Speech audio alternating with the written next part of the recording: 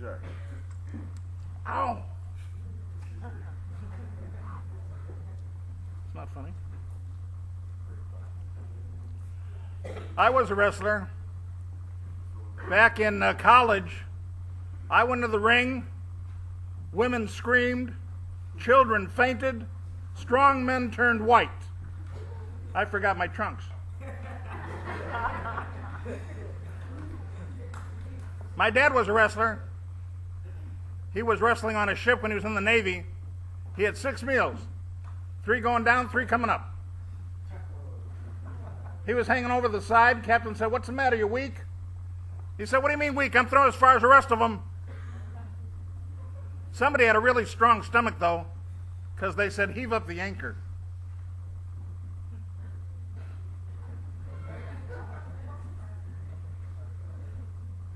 See, my dad was a wrestler.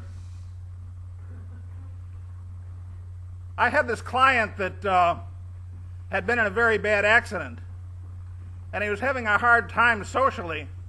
He sat down and talked with me about counseling, and he said to me that he'd gotten hurt in the accident and he didn't know what to do. And he had gotten hurt. As a matter of fact, he had a wooden eye, and nobody wanted to talk to him about it. And he thought girls wouldn't talk to him because he had a wooden eye. So I thought about this for a while, and then I thought, well, you know what? I've got another client who was in an accident, and she has a cleft lip.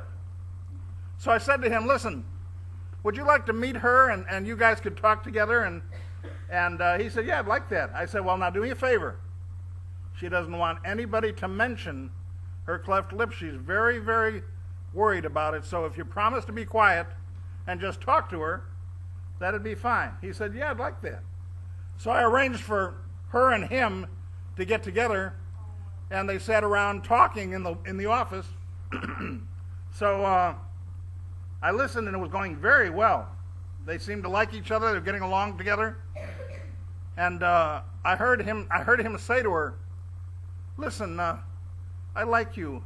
Would you like to go out to dinner sometime?" And she said, "Oh, wouldn't I?" He said, "Hair lip, hair lip."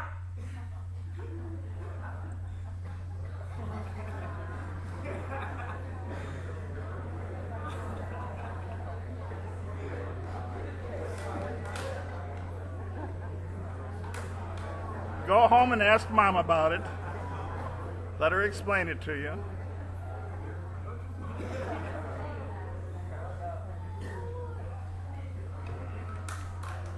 I want to tell you about a true story, and because it's a true story, I don't want to goof up their names, so I wrote them down. It happened in October 2010.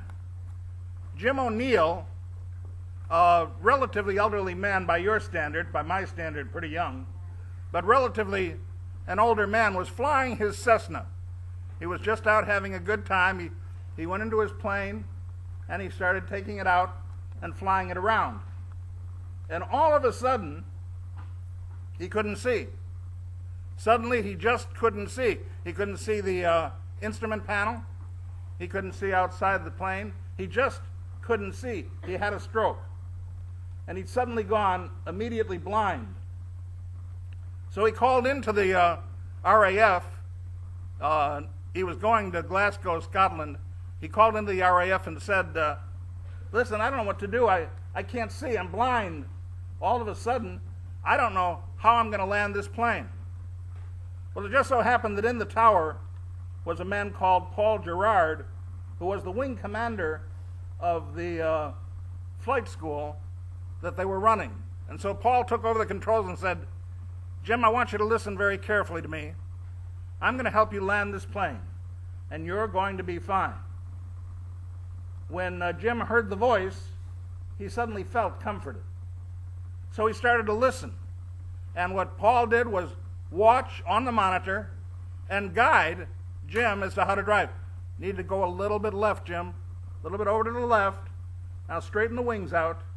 Now try going straight for a while. All right, now turn a little bit right.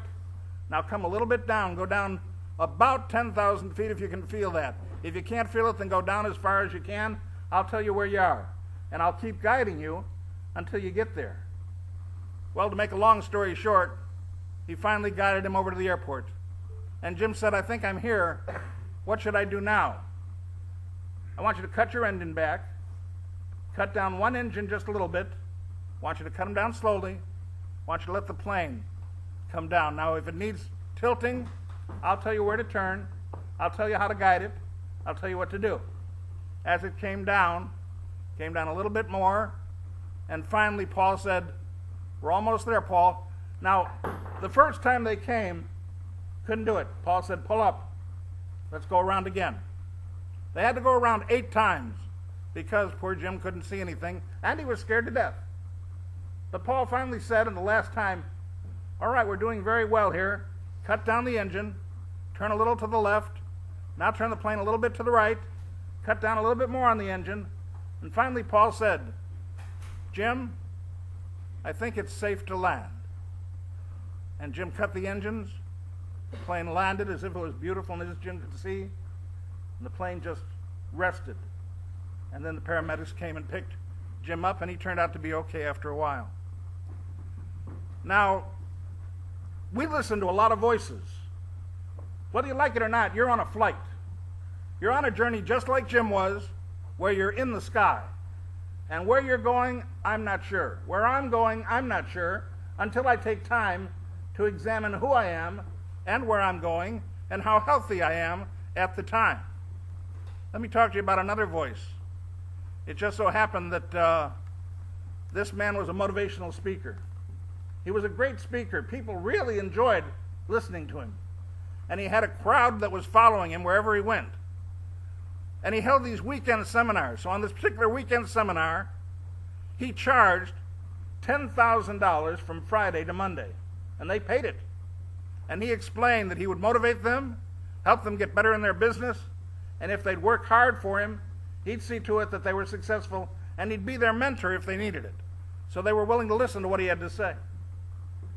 Well, on Friday, just before the seminar began, they had a big tent breakfast, a buffet breakfast, where they all gathered together and they were all hyper up, all excited about what they were about to do, all eating breakfast and enjoying it. Within half an hour, 5 people died from the breakfast. Whatever was in the breakfast killed them. Whatever they had cooked, whatever they had put together, whatever they had missed healthy-wise, 5 people, before that seminar could even start, died.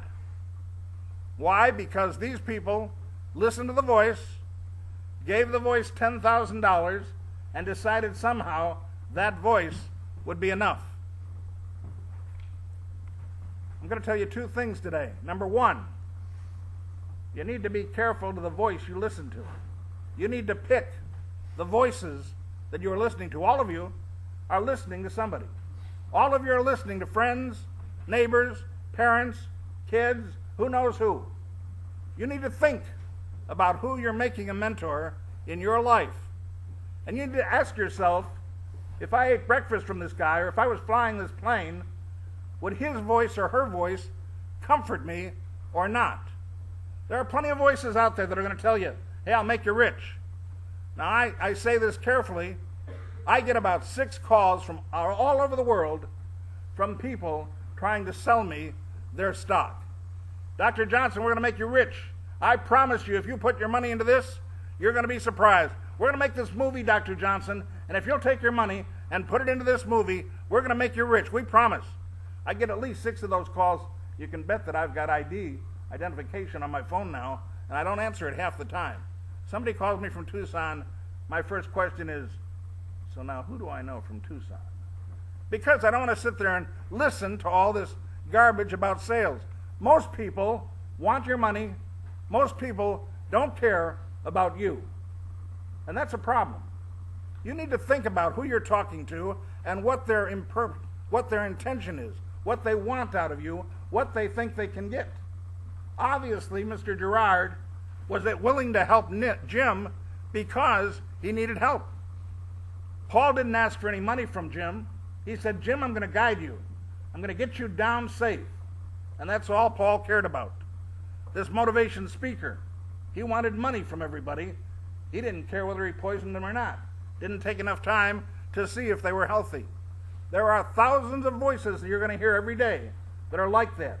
You have to ask yourself, which voice are you listening to? And those voices are going to tell you all kinds of things. Those voices are going to tell you all sorts of things that are not happening, and especially about Jesus. Now, when Jesus had gathered his disciples together at Caesarea Philippi, he stood in front of all the religions of the world. On the one hand, there was the temple of Diana. In the middle, there was the temple of lust. On the other one was the temple of money and giving. On the other one, there was temple of gluttony. Jesus stood in front of those four temples and said to his disciples, "Who do you say that I am?" Now, there are plenty of people that say Jesus is all kinds of things. He's a good man. He's a prophet. Maybe he can do some good things. He must have been okay with God somehow. I'll bet if he dies, he goes to heaven. Well, that's not what Jesus said. Jesus said, "I am God. I created you. I determine the destiny of the universe." Now, that's a lot for a man to say. Let's say that you took on Jesus as a best friend, and then you walked around with Jesus, and he sat down in one of these chairs, and the first thing he said to anybody was, "I am God." Now, that's exactly what Jesus said in the Bible. He said, "I have created you. I am the one that you will have to determine your destiny." Now, the Bible says very clearly, there's no choice in this. If Jesus was a liar, he was not a good man. Don't kid yourself. If Jesus didn't know what he was talking about, then he was not a good man. He was fooling people, including me, including all of us that think maybe God says who he is. The Bible says, "He that has the Son of God has life. He that has not the Son of God has not life, but the wrath of God abideth in him." If you don't know Jesus, right now, you are dead to hell. You are headed to damn. You've got to learn and understand that Jesus means what he said. Standing before Thomas, he said, "I, Thomas, am the way, the truth, and the life. No man comes to the Father but by me." Jesus wasn't kidding. He wasn't fooling around with his disciples. He had 3 years for his disciples to understand who he was, because your destiny and my destiny depended on who we thought Christ was. And Jesus made very clear, I want you to understand that when God talks about man coming to earth, he's talking about me. I have brought God to earth, and you are going to have to make your decisions on me. Now, that's true with you just as it is with me. I questioned Jesus. I studied him. I looked at him historically. I had a lot of questions that I couldn't believe. I heard a lot of stories I couldn't believe. But I'm going to tell you something. One day, I decided to take him by faith. And I said, all right, Jesus, if you really can do what you say you can do, I want you to come into my life and change it. Young people, I'm telling you, my life has never been the same. And every one of you, God has a plan for your life. He is waiting to put that plan to work. And it's up to you to let him. Now, God will not take your life away from you. God gave you your life. He never takes away what he gives. But he gave you a chance to give it back to him so that you could experience his life and yours. Throughout the history that Jesus existed, he taught the disciples what they had trouble learning.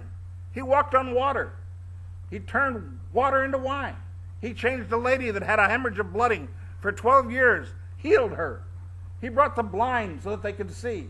He brought the dead back to walk. He was different. He proved that he could do what he said. And he never talked about his power. He never stood up after something was done and said, look at this.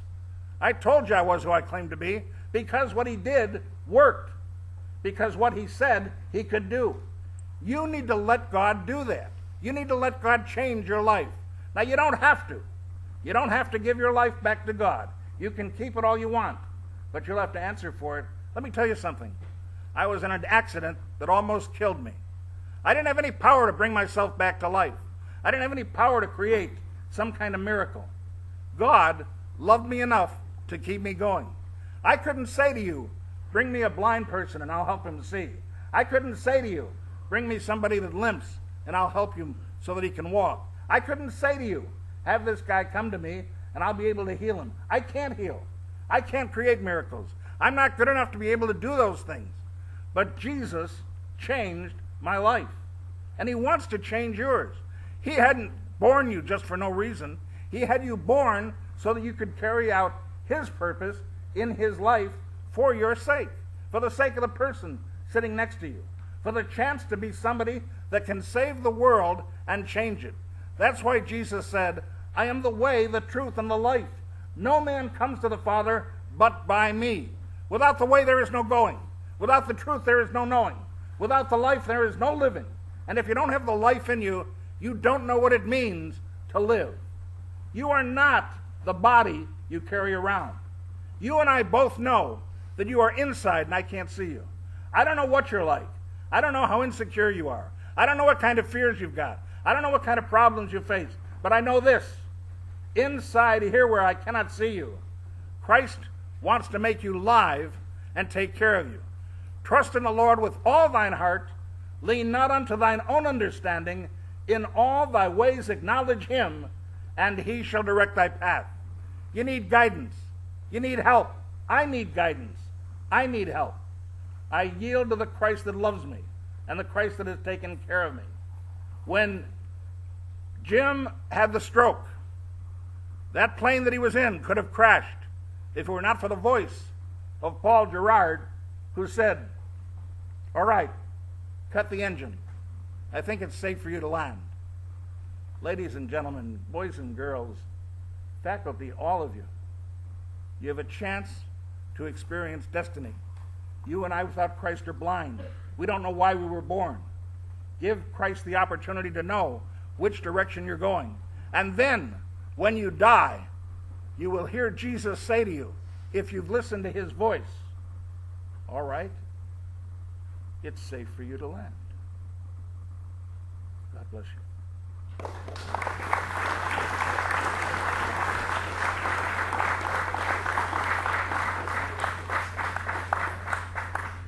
As Ms. Swamp makes her way up to enlighten us for Tai Chi today after school,